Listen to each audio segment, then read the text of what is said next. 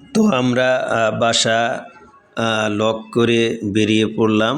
আমরা ঘুরতে যাব, সেই জন্যে কোথায় যাব আগেই ঠিক করা ছিল।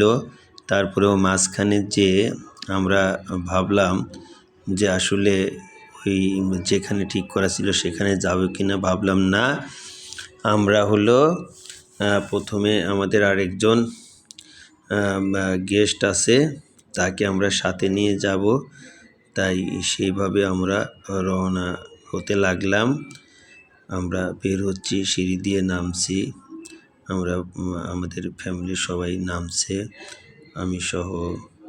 এই যে দেখেন সবাই আমরা বের হলাম, এই বাবুটাও বের হচ্ছে, এই যে নওরিন আছে, আরও সবাই আছে। আমরা ধীরে ধীরে বাসা থেকে বের হচ্ছি। এই যে বাসা থেকে নেমে সামনে যে আমাদের গাড়িতে আমরা উঠব, কারণ ওই গাড়ি একটু গ্যাসের জন্য গেছিল, তাই ওইখানে আছে।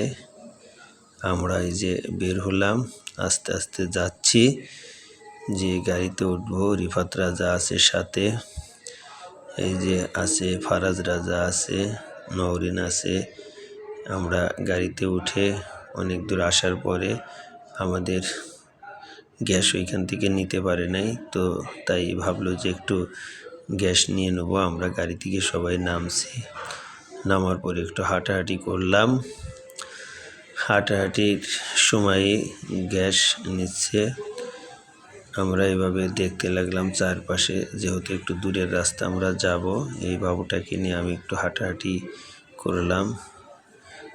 আপনারাও যখন গাড়ি থেকে গ্যাস নেবেন বা তেল নেবেন, পাম্পে যে অবশ্যই নেমে একটু হাঁটাহাঁটি করবেন, গাড়িতে বসে থাকবেন না। এতে অনেক সময় দুর্ঘটনা ঘটার সম্ভাবনা থাকে।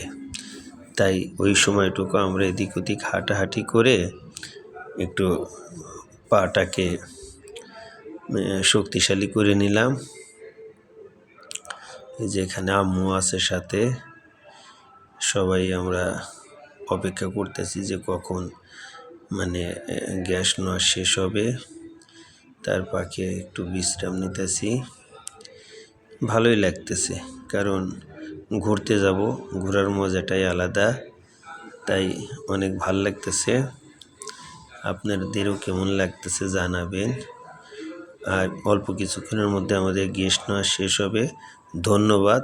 নতুন পর্ব